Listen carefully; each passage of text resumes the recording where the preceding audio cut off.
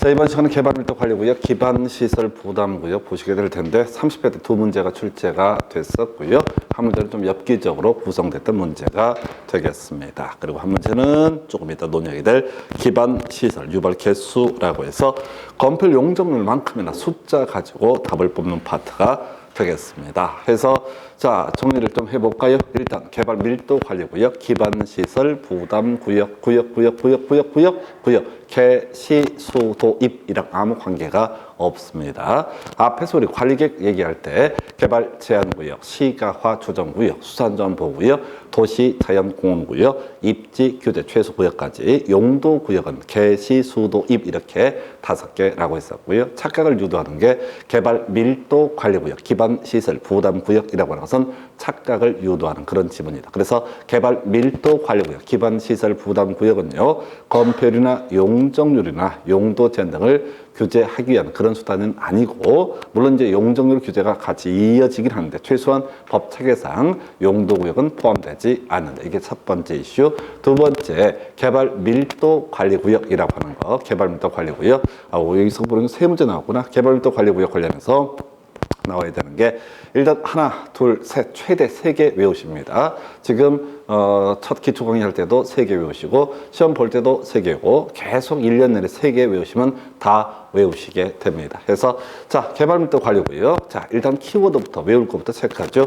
부족하고 설치 곤란이라고 되어 있습니다. 그래서 부족하고 설치 곤란, 부족하고 설치 곤란한 지역에 대해서 개발 밀도 관리구역을 지정을 한다. 일단 외울 거. 두 번째, 뭐가 부족하고 설치 곤란이냐? 기반시설이라고 하는 게 부족하고 설치 곤란인데요. 이때 기반시설의 종류, 예시값, 도로 상하수도학교 2년 20%, 숫자는 어차피 2년이나 20%니까 숫자는 포인트가 아니고요. 도로 상하수도 학교. 그래서 기반시설하면요, 가장 대표적인 게 도로와 상하수도가 있게 됩니다. 거기다 이제 학교까지 추가하면 끝나는 거여서 도로 상하수도학교 2년 20%, 요 14회 때 구성됐었고요. 그 다음에 그 사이에는 출제가 안 됐어요. 어찌됐든 간에 지금 이제 30회 때 관련 문제가 나왔으니까 역시 도로 상하수도학교 2년 20%. 세 번째 이슈가 되게 될 게 용적률 50% 강화 적용이라고 하는 거. 용적률 50% 강화 적용. 그래서 이 3개 외우시면 끝나요. 그래서 개발 밀도 관리구역은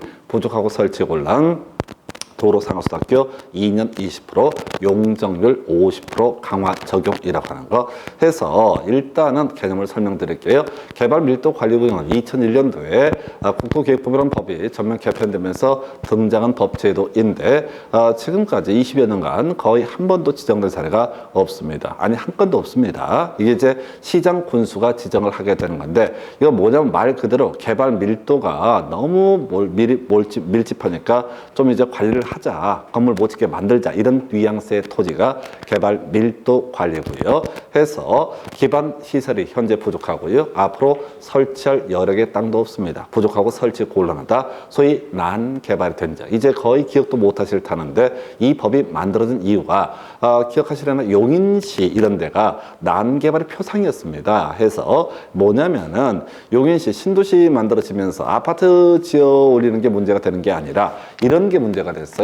자, 용인이라는 도시가 있으면 아파트를 짓게 되면 도로도 설치하고 학교도 설치를 하게 될 겁니다. 그런데 전원주택이라고 하는 것이 문제가 되는데, 전원주택 하나 설치할 때 이게 뭐 도로 설치하고 학교 설치할 일은 사실 없거든요. 근데 이 망할 놈은 전원주택이 5,000세대가 된다, 400세대가 된다, 이렇게 조금씩 한 사람은 다 개인이지만은 전체를 묶어버리면 어떻게 돼요? 억수로 늘어나는 경우가 발생해요. 그러면 더 이상 도로도 확장도 안 한 상태에서 계속 전원주택이 하나하나 야금야금 들어서게 되면 이걸 전문용어로 난개발이라 부르고, 이런 난개발이 된 지역을 상대로 해서 더 이상 상태가 악화되는 걸 막기 위해서 사실상 건물을 못 짓게 만들기 위한 것이 개발 밀도 관리고요. 그래서 부족하고 설치 곤란. 그래서 좀 더 구체적으로 알려주세요. 도로 상하수도학교 2년 20%, 그리고 마지막이 뭐라고요? 용적률 50%.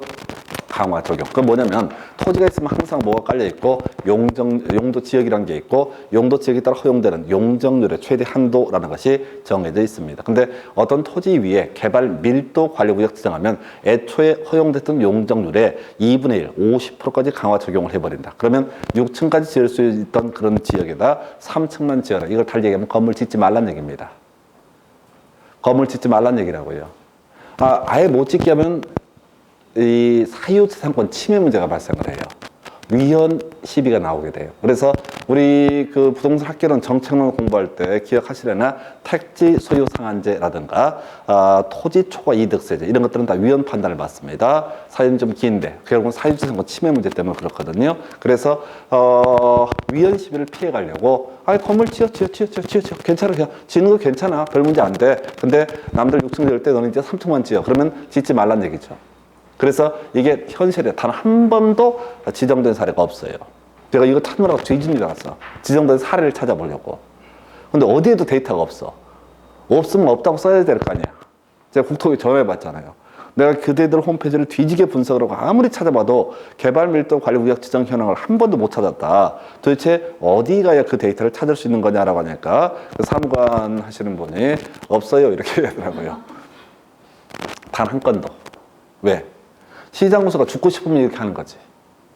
갑자기 그런 시장 군수, 직업이 시장 군수인데 갑자기 곱게 죽지 않고 돌 맞아 죽고 싶다. 이런 마음이 들게 되면 어떡하고요? 그냥 그 동네에서 개발 밀도 관리 구역 지정하면 되는 거예요. 그럼 토지 소유가 가만히 있게 해서 죽여버리지. 돌 던져서 죽여버리지. 그래서 끝났어요. 다시 부족하고 설치 곤란 도로 상하수도학교 2년 20% 용적률 50% 강화 적용. 요게 이제 별 의미는 없는 얘기인데 이번에 시험에 이게 나왔어요. 다음 중 주민의 의견 청취 절차가 필요 없는 것을 고르시오. 엽기적인 문제였습니다. 답은 개발 밀도 관리구역. 왜? 주민들이 가만히 있겠어요? 죽여버리지? 저기 이 동네에다 개발 밀도 관리구역 지정을 고민 중입니다 라고 얘기하면 죽여버린다고. 뱉는 순간 죽여버린다고. 그래서 우리가 이제 기반시설 부담구역만 해도 주민의 의견을 듣는 절차가 있어요. 다. 왜냐면 이제 얼마 정도 기반시설을 부담케 할 것이냐 이런 것들이 다 문제가 되기 때문에. 근데 이건 죽음의 땅이기 때문에 죽여버리기 때문에 주민의 의견 청취 절차도 없이 바로 지정을 할 수 있게 돼 있어요. 근데 혹시 지정했다간 그 시장 군수는 그 다음날 눈 속에 묻혀서 발견이 될 거예요. 그래서 왜 이렇게 뭐라고요? 부족하고 설치 곤란. 도로 상하수도학교 2년 20% 용적률 50% 강화 적용. 이게 하나 이슈. 다 외우셨어요. 이걸 볼 때도 자꾸 텍스트를 읽지 말고 기계적으로 부족하고 설치 곤란 도로 상하수도학교 2년 20% 용적률 50% 강화 적용. 이거 한 5월, 6월까지 계속 이 단순한 작업을 하셔야 돼. 그러면 이제 딱 틀이 잡히잖아요. 그러면 나머지 살 붙이는 내용들이 다 이해가 돼요. 먼저 틀을 외우셔야 돼. 부족하고 설치 곤란 도로 상하수도학교 2년 20% 용적률 50% 강화 적용. 여기다가 치고 용도구역 아니라고 그랬어요. 자, 이제 기반 시설 부담구역. 외울 게 더럽게 많아요. 첫 번째, 여기서는 이제 미리 말씀을 드리면 항상 문제는 개발 밀도 관리구역과 기반 시설 부담구역을 비교하는 형태로 출제가 됩니다. 첫 번째, 자, 기반시설 부담구역 대상 지역에서 개발 밀도 관리구역 외 지역으로서 라는 표현 나와 있죠? 그럼 이제 해석하면 되는 거야. 부족하고 설치도 곤란하다. 이미 난개발이 된 지역이야. 그러면 이때 뭘 지정한다? 개발 밀도 관리 구역을 지정을 한다. 그러면 해석하면 부족하고 설치가 가능한 지역은 기반 시설 부담 구역을 지정한다. 이런 논리예요.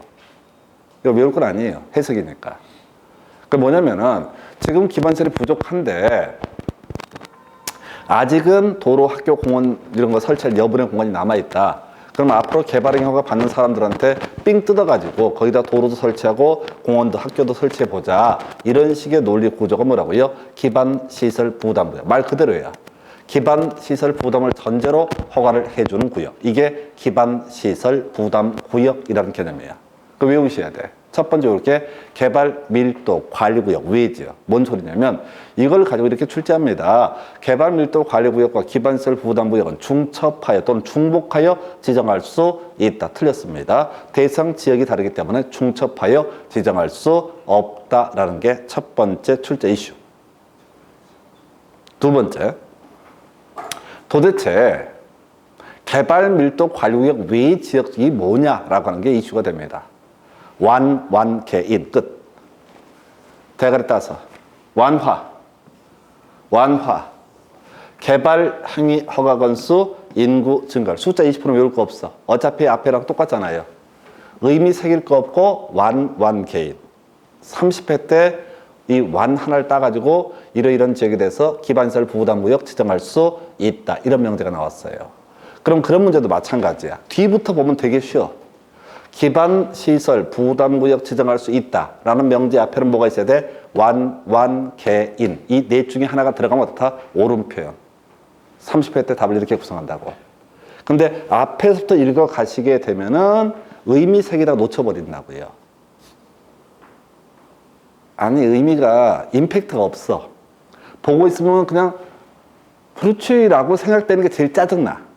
저절로 이해가 돼버리니까. 그러면 문제를 풀어가실 때 결국은 시험 문제 점수가 나와야지 핵심이 되는 건데 문제를 풀어갈 때 공부를 해가는 과정에서 이해가 돼버리잖아요. 그러면 암기를 안 해요. 자연스럽게 받아들이고 패스를 해버려. 그럼 뒤지는 거야. 시험장 가면 프레셔를 엄청 받기 때문에 꼼꼼히 보시게 돼. 함정 봤을까봐. 그러면 막상 이 긴 문장을 읽지를 다 못해. 그럼 나중에 이 가다가 자신이 점점 떨어져. 그럼 어떻게 돼? 뒤에 기반시설 부담구역으로 지정할 수 있다가 안 보여요. 그럼 이 문제를 놓치는 거예요.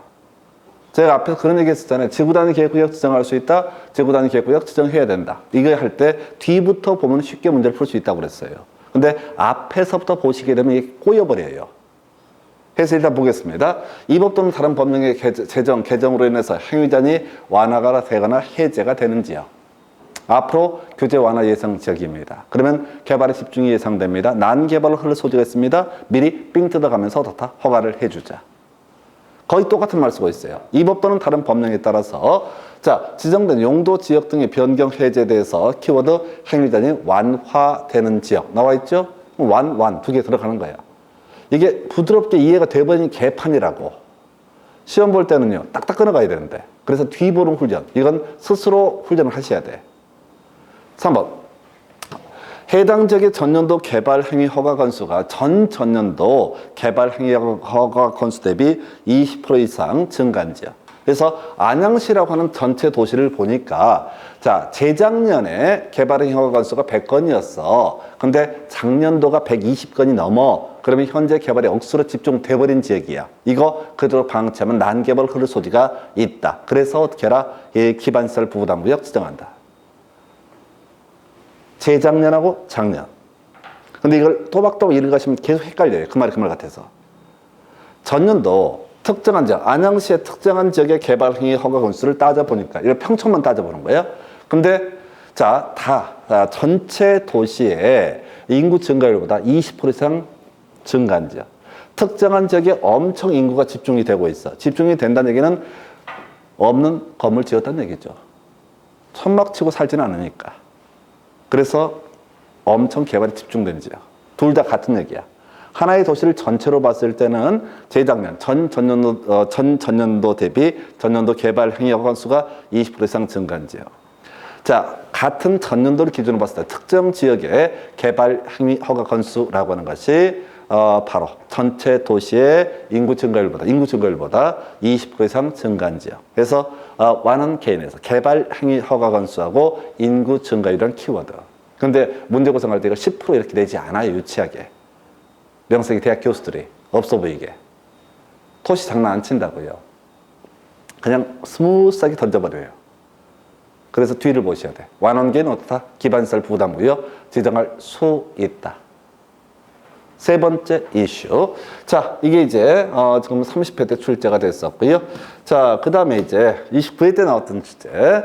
자, 아까 제가 그런 말씀 드렸었죠. 기반시설 부담구역으로 지정된 지역은 최대 5년까지 허가를 제한할 수 있다. 이렇게 설명을 드렸습니다. 지구단위 계획구역으로 지정된 지역도 바로 최대 5년까지 개발행 허가를 제한할 수 있다. 자, 이게 기반시설 부담구역이라고 하는 개념 자체가 이렇게 해석을 하자고 그랬어요. 기반시설 부담구역은 삥 뜯는 동네.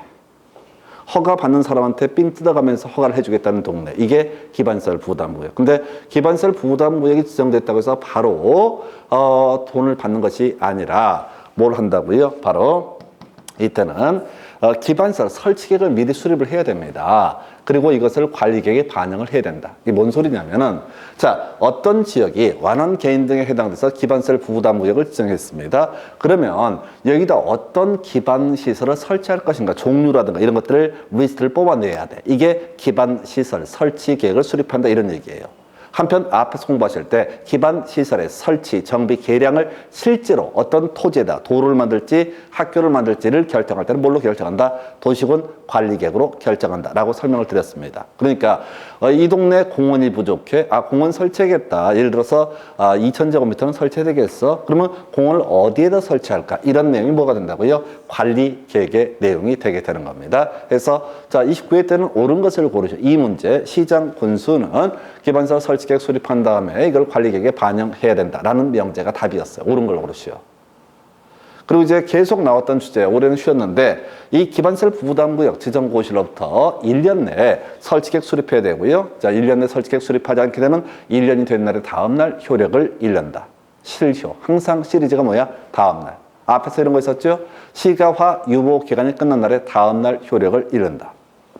두 번째 이슈가 됐던 게 저런 게 있었죠? 자, 도시군계획 시설 결정의 고시로부터 20년 내 사업이 시행되지 않으면 20년이 된 날에 다음날 효력을 잃는다. 그리고 별로 안중에서 설명 안 들었었는데 지구단위 계획구역 지정하고 3년 내 지구단위 계획을 수립하지 않으면 3년이 된 날에 다음날 효력을 잃는다. 그리고 기반시설 부담구역 지정되고 설치계획 1년 내 수립하지 않게 되면 1년이 된 날에 다음날 효력을 잃는다라고 하는 거. 이렇게 스토리를 잡아가게 됩니다. 요건 저는 이제 2년에서 틀리게 나왔던 적도 있습니다. 어찌됐든 여기까지. 다시 갑시다. 개발 밀도 관리구역 외 지역으로서. 그래서 개발 밀도 관리구역과 기반시설 부담구역은 중첩하여 중복하여 지정할 수 없다. 두 번째 이슈가 되는 게 완개인 기반시설 부담구역으로 지정을 해야 된다. 그래서 기반시설 부담구역 지정해야 한다라는 표현 앞에는 뭐가 들어가야 된다? 완개인. 30회 때 포인트. 그 다음에 지금 이제 설치계획이라고 하는 거, 시장군수 등은요, 이 기반시설 부담구역 지정되면 설치계획 수립해야 되고 이것을 관리계획에 반영을 해야 된다. 29회 때 나왔던 쟁점. 그리고 그 전에 아주 많이 나왔었는데 기반시설 부담구역 지정되고 설치계획 1년 내 수립하지 않게 되면 1년이 된 날에 다음날 실효, 나가리가 된다라고 하는 거. 일단 이게 기반시설 부담구역 반 정도 체크하신 겁니다.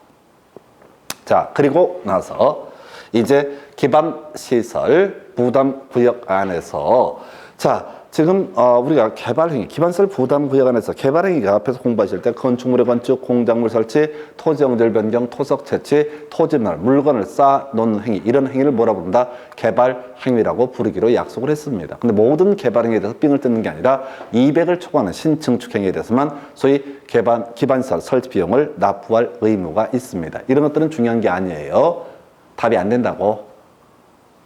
200 초과를 300 초과 이렇게 안 내니까. 이건 이제 그러다 치고. 자, 30회 때도 출제가 됐었고, 지금 5년 동안 3번인가 4번 나온 주제가 이 주제예요. 이거 외우셔야 돼.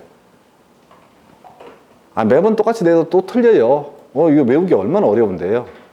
지금 여러분이 이게 이 차트 딱 보니까 이렇게 되나 보다라고 생각하는 거고, 실제 법조문은 이게 이렇게 분류가 돼 있는 게 아니라 각각의 얘 하나 쓰고 숫자 2.1, 얘 하나 쓰고 숫자 예를 들어서 1.9 이런 식으로 어마무시하게 길게 돼서 A4 용지에 2페이지에 걸쳐 있어요. 뭔 소린지도 몰라.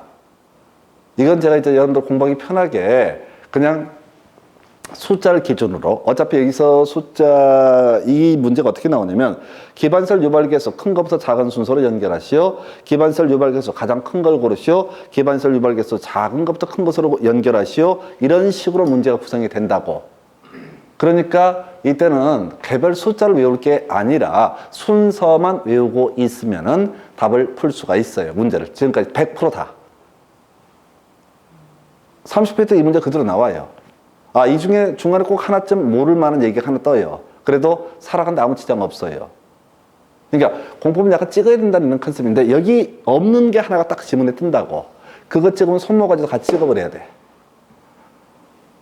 공장 시리즈인데요. 공장은 그 공장 생산한 제품에 따라 유발 개수가 다 틀려요. 근데 하여튼 걔는 사이드고 이것만 외워도 지금까지 모든 문제를 설레는 마음으로 100% 정확하진 않은데 아 이거 같은데 라고 해서 찍어서 문제를 풀 수가 있어요. 그래서 여러분들이 제일 이 공부하시는 과정에서 이 몇 가지 된 기본 지식을 달달달 외운 다음에 정말 자신감 있게 들어가시게 되면 중간에 한두 개 모르고 이상한 지문이 뜨더라도 전혀 거슬림이 없어요. 근데 어설프게 외운 상태에서 처음 보는 이상한 지문이 뜨게 되면 그걸 100% 찍게 돼 있어요. 사람 마음 자체가. 심리적으로 밀려버리니까. 다시 이제 숫자 외우셔야 돼. 어떻게? 숫자를 외우는 게 순서. 그냥 대가리 따서 외우면 돼. 위, 관, 이, 운, 일. 5개. 숙, 의, 방, 단, 창이라고 하는 거 이렇게 외우시면 됩니다. 위관, 이운일, 숙이, 방, 단, 창. 위, 관, 이, 운, 일, 숙, 의, 방, 단, 창.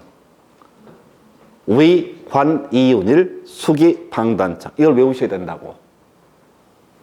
아니 그래서 이 중에서 기반설, 유발기설 제일 큰 걸 고르시오. 그럼 이거 써와. 위관, 이운일, 수기, 방단창 딱 써보게 되면 그 중에서 높은 숫자를 높은 위치에 있는 걸 고르시오. 이런 식의 문제라고. 위, 관, 이운일, 수기, 방단창 10개 외우셨어요. 외우셔야 된다니까요. 아 이게 따라서 하기엔 좀 없어 보인다. 그래서 그래요. 다음에 이제 외우고 나면 하던가. 제가 10번만 할게요. 어차피 뭐 안 하실 거니까. 위, 관, 이운일, 수기, 방단창. 위락시설, 관광휴게시설, 이종건생, 운수, 숙박. 일종 근생이 있었고 숙박, 의료, 방송, 통신시설, 단독주택, 창고시설 이렇게 되어 있어요. 이게 건물의 종류라는 개념이에요. 그래서 200을 초과하는 신증축행위를 함에 있어서 그 건물의 종류에 따라서 내야 될 돈이 달라집니다. 순서가 왜 그래요? 몰라요. 지들이 이렇게 정한 거야. 우리는 그냥 외워서 맞추면 돼요. 위, 관, 이운일, 수기, 방단창. 위관, 이운일, 수기, 방단창. 위, 관, 이운일, 수기, 방단창. 위관, 이운일, 수기, 방단창. 위관, 이운일, 수기, 방단창. 일단 그러다 치고 외웠다고 치고 살 붙여야 되죠. 운문종자 1판 이렇게 가시면 됩니다. 운문종자 1판. 운수시설. 시리즈로 가는 게 문화및 집회시설, 그 다음에 종교시설, 자원순환 관련시설. 어차피 여러분 머리 글자만 따서 외우면 돼요. 왜? 쓰라고 안 나오니까. 일종 근생시설 옆에 뭐가 있어요? 판매시설.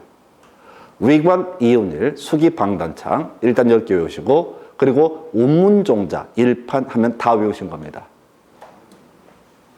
왜? 얘들은 어떻게 돼요? 무조건 단독주택의 친구들이에요.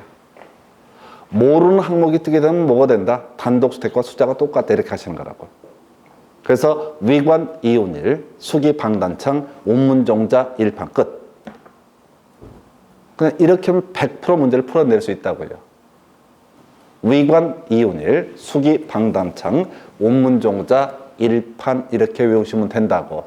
이렇게 하면 30회 때 문제도 풀 수가 있고 지금 한 6, 7년, 한 7년 사이에 4문제가 출제가 됐었거든요. 되게 많이 나오는 거예요. 그런데 모든 문제를 이 공식에 대입을 하게 되면 다 풀 수 있다고. 위관, 이운일, 수기, 방단창, 운문종자 1판. 사실 건별 용적률 훨씬 쉽죠. 공식에 따라 외워버리면. 건별은 21개의 순서를 쭉 다 매겨야 됐잖아요. 용적률까지. 이게 훨씬 싸게 먹혀요. 어쨌든 30회 때 문제도 그렇지만 건별 용적률 문제하고요. 위관, 이운일, 수기, 방단창, 운문종자 1판이라고 하는 게 거의 한 2년에 한 번씩 낸다고. 제가 아까 말씀드렸잖아요. 이 시험 문제 풀 때 몇 개 패턴을 배워가지고 약간 찍어간다. 그럼 대충 한 10문제 이상 맞춘다고요. 그리고 무조건 숫자 갖고 도배하는 문제가 있다고요. 공식처럼. 요거 몇 개 오시면 요거라도 이게 각각 건별 용적률 얘기하고 이 문제하고 딱딱 떨어지게 나온다고요. 어려울 일이 없어요. 위관 이운일 수기방단창 온문종자 1판. 위관 이운일 수기방단창 온문종자 1판. 벌써 다 외워진 느낌이 들어요. 그러나 얼마 안 갈 거예요. 금방 또 잊어버려요. 아니 상관없어요. 심지어 우리 검표 용동률도 거의 다 외워가는데 이게 앞으로 올해 시험 미쳤어. 10월 31일에 있어요. 뒤졌어 그냥. 10월 마지막 토요일인데 힘들어 죽겠구만. 벌써부터 생각하면 끔찍해요. 아니 10월 한 20일 20 며칠날 좀 땡겨보지. 하여튼간에 마지막 토요일. 이번에는 10월 31일입니다. 환장 왔어. 31일. 위관 이운일 수기방단창 온문종자 1판. 여기에서 이번에 이제 가장 기반설 유발해서 큰 걸 고르시오라는 문제 나왔거든요. 그럼 똑같은 문제를 구성하면 이 순서 한 4개 정도를 박스를 딱 쳐놓고 기억, 니은, 디귿으로 써놓고 순서대로 연결하시오. 할 때 높은 것부터 낮은 것 또는 낮은 것부터 높은 것 이런 식의 문제. 똑같은 문제인데 받아들인 수험생 입장에서는 어머 이건 새로운 문제야 라고 생각하실 수 있다고. 그러니까 맥락을 파악하면 다 똑같은 문제라고요. 위관 이운일 수기방단창 온문종자 1판. 난 그랬어요. 올해 막 이 점수가 안 나오는 것 자체가 신기해요. 왜냐면 루틴대로 내는 문제. 제가 아까 찍기 가지고 8문제 딱 없다고 포함한다, 포함하지 않는다. 이것만 갖고도 8문제 중에 7문제가 커버가 돼. 이런 숫자 딱딱 떨어지는 문제가 또 서너 문제가 기본적으로 나와. 점수가 안 나오기 힘들어요. 시킨 대로 하면은. 생각하면 안 돼요. 그래서 이게 기반설 유발 개수예요. 다시 갑시다. 스토리. 지금 기반설 부담구역 지정했습니다. 개발밀도 관리구역 외 지역. 좀 더 구체적으로 완개인. 그래서 기반시설 부담구역 지정한 다음에 설치계획 수립하고 관리계획에도 반영을 했습니다. 그래서 이제 200을 초과하는 신증축행을 하는 사람은 설치 비용을 납부를 해야 되는데 이때 돈 내는 금액 순서를 보니까 위관 이운일 수기방단창 온문종자 1판 그런 순서. 그리고 모르는 것들은 무조건 다 단독주택과 그의 친구들 이렇게 해석을 하게 됩니다. 해서 이렇게 해서 유발계수가 나왔어요. 그럼 이제 200을 초과하는 면적에다가 이 기반설 유발계수를 곱해서 일정한 계산식에 따라서 설치 비용이 계산이 되게 됩니다. 예, 그럼 비용 내야 되겠죠? 예, 그래서 원칙이요. 자, 현금 납부 등을 원칙으로 한다라고 되어 있어요. 근데 외울 게 뭐라고요? 토지론 납부 인정할 수 있다. 소위 물납도 인정이 되게 됩니다. 토지론 납부도 이렇다 인정할 수 있다. 소위 물납도 인정이 된다. 24회, 25회 때 한 번은 토지론 납부 인정할 수 없다. 24회 때 틀린 것을 고르시오. 25회 때 토지론 납부 인정할 수 있다. 옳은 것을 고르시오. 24, 25회 연속 나왔던 지문이에요. 아무것도 아닌 것 같은데 이 지문이 출제 이슈가 되는 이유를 설명을 드릴게요. 다른 게 아니라 원래 지금 여러분들이 안 보고 있지만 이 중간에 법조문이 A4 용지 한 3페이지 들어갑니다. 뭐라고 쫙 들어가. 그걸 다 읽고 나서 아직도 숨이 깔딱깔딱 붙어있는 사람이 보는 것이 뭐라고요? 토지론 납부 인정할 수 있다. 물론 이게 현금 납부 대신에 카드, 신용카드 뭐 이런 거 쭉 나오는데 직불카드, 신용카드 뭐 이런 거 나오는데 별 의미 없고 우리가 기억해야 되는 건 뭐라고요? 물납도 인정될 수 있다. 그리고 아직 하나 더 주제가 남아 있어요. 도대체 기반시설 부담구역 안에서 어떠한 기반시설을 설치해야 되느냐. 다 설치할 수 있습니다. 시험 출제원이 문제 구성할 때는 이 중에서 설치할 수 있는 것만 대충 뽑아요. 예를 들어서 이런 식이었다고. 기반시설 부담구역 안에서 설치되는 시설에는 공원, 녹지, 폐기물 처리 및 재활용 시설 등이 포함된다. 옳은편, 틀린편, 옳은편. 근데 시험 볼 때는 겁이 나지. 정말 이걸 다 설치할까? 혹시 얘 중에 틀린 건 없을까? 생각하지 마십시오. 출제위원들은 그냥 법에 있는 것만 낸다고. 본인 출제위원으로 생각을 해봐요. 이거 말고 막 생각을 해갖고 잠깐만 이거 막 기반시설 뭐가 있었지? 아 장사시설 하나 넣어볼까? 이렇게 생각 안 해. 그럼 대학 교수가 못 돼. 그쪽이 되게 보수적이야. 대가리 구조가. 창의적인 발상을 하면 또라이가 돼. 그러니까 걔들은 대단히 보수적이냐. 법에 있는 것만 가지고 내요. 그럼 답을 외워야 되죠. 대학 제외. 그러니까 대학을 제외한 나머지 시설은 무조건 다 설치할 수 있다. 대학은 설치할 수 없다고요. 이게 왜 문제가 되냐면 여기에 학교도 설치할 수 있다고. 기반시설 설치 비용을 받아가지고 그 동네도 학교도 설치할 수 있다고. 근데 그 학교의 범주에 대학은 포함되지 않는다. 너무나 당연한 얘기죠. 그래서 시험 문제 구성할 때 이런 식이에요. 다음 중 기반시설 부담 구역 안에서 설치되는 기반시설의 종류가 아닌 것을 고르시오. 답 2번 대학. 이렇게 구성한다고요. 그리고 이 문제 말고 사이드로 구성할 때 기반시설 부담 구역 안에 설치하는 기반시설은 공원, 녹지, 폐기물 및 폐기물 처리 및 재활용 시설 등이 있다. 이거 왜 3개 내는 줄 아세요? 주로 제가 읽어드리는 거. 뒤에 사족이 없잖아요. 뭐라고? 귀찮잖아. 이걸 다 쓰자니 지랄이고 안 쓰자니 또 뭐 이걸 빼면 뺀다고 또 지랄들을 해. 이 있습니다. 복수정답입니다. 저 안 써서 난 틀렸다고 생각했어요. 이렇게 시비를 건다고 짜증나게. 아니 출제위원 입장에서 설명을 드리는 거야. 그러니까 긴 거 빼버리고 짧은 거 3개 갖고 맨날 도배를 한다고요. 근데 어느 쪽이 됐든 간에 이게 빠져도 이상이 없어. 그러니까 문제가 어떻게 나올지 모르겠지만 무조건 다 시험에 나오는 건 다 설치할 수 있다. 근데 설치 안 되는 게 유일한 게 뭐가 있다? 대학. 이렇게 이게 기반시설 부담 구역이에요. 그래서 지금 30회 때 문제 구성을 할 때는 이 기반시설 부담 구역 중에서 완원 게이트이라고 하는 거하고 위관 이윤일 수기 방단창 두 문제나 출제가 됐어요. 이건 뭐 틀리기도 어려운 문제예요. 사실은 제대로 공부하면은. 제가 지금 보여드리고 있는 자료가 작년 강의 자료라고 기본적으로. 올해도 크게 바뀔 건 없어. 색깔이 좀 바뀌고 등등 할 텐데 큰 변화가 없어요. 이거는 이걸 끊임없이 반복을 해 주셔야 됩니다. 지겹게. 혼자 집에 가서 복습 안 하실 거잖아. 가서 뻗어요, 뻗어. 이제 이 중개사 시험 공부 좀 하시잖아요. 불면증이 사라집니다. 몸이 힘드니까, 죽겠으니까, 불면증이 다 뭔 소리야. 다 배부른 병이지. 아니, 이게 공부하시다 보면 지치니까. 그래서 한 번만 정리하고 끊어갈게요. 자, 먼저 지금 개발 밀도 관리 구역부터 빠르게 달려봅니다. 개발 밀도 관리고요. 부족하고 설치 곤란. 이것부터 시작을 해야 되죠.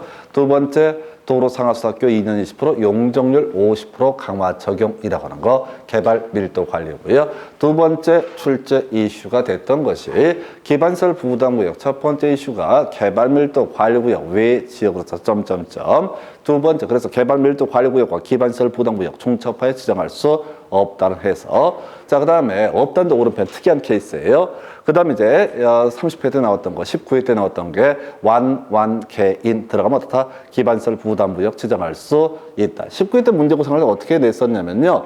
이 4개, 1번, 2번, 4번, 5번 4개 깔아주고 중간에 3번에다가 부족하고 설치 곤란 이렇게 뽑았다고. 부족하고 설치 곤란은 뭐가 됩니까? 개발 밀도 관리구역 지정 기준이 되는 거예요. 그게 19회 때 문제. 그 다음에 지금 30회 때 문제는 아무거나 하나 뽑아서 아마 이 두 번째 완일 거예요. 그래서 기반시설 부담구역 지정한다라고 해서 이렇게 뽑아낸다고. 그 다음에 세 번째, 이렇게 기반시설 부담구역 지정되면 설치계획 수립해야 되고요. 그 내용을 관리계획에도 반영을 해야 된다. 그 다음에 이제 기반시설 부담구역 지정되고 설치계획 1년 내 수립하지 않게 되면 1년이 된 날에 다음 날에 효력을 잃는다. 이건 이제 아마 숫자가 포인트가 될 개연성이 있겠죠. 숫자가 포인트가 될 개연성이 있겠다. 그 다음에 이제 나와야 될 것이 제일 어려운 거. 200을 초과하는 신청축 행위에 대해서는 설치비용을 납부를 해야 되는데 외워야 될 게 뭐라고요? 위, 관, 이, 운, 일, 숙의, 방단창, 운문종자, 일판. 그래서 대가리만 따서 외우게 되면 어차피 시험 지문에 다 뜨니까 어떻다고요? 다 찾아내실 수 있다고. 그래서 이것 뜨면은 아까 제가 검별 용적률 할 때는 55, 66, 57, 9, 8, 8, 7 이렇게 7, 7, 7 나머지 다 20%인데 계획관리력 40% 이하. 미리 시험지에 써봐야 하듯이 만약에 이 기반시설 유발개수가 출제가 되면은 그냥 뭐 문제 보지 말고 위관, 이운, 일, 숙, 의, 방단창 이렇게 외우시고 그 다음에 뭐가 있었지? 운문종자, 일판이라고 미리 써두시면 그냥 다 딱딱딱 이 쓰는 게 10초도 안 걸려요. 그리고 이게 오히려 실수를 줄이는 방법이에요. 근데 자꾸 머릿속으로 이걸 어디였더라 이렇게 생각하면 꼬여버려요. 그래서 위건이운일 수기방답청 운문용도 18 이런 숫자에 따라서 일정한 기반시설 설비용 내야 되는데 토지론 납부도 인정이 됐었고요. 그리고 이걸 갖고 각종의 기반시설 설치하는데 대학은 어떻다 포함되지 않는다. 잠시 끊었다가 이제 도시개발법 이어가겠습니다.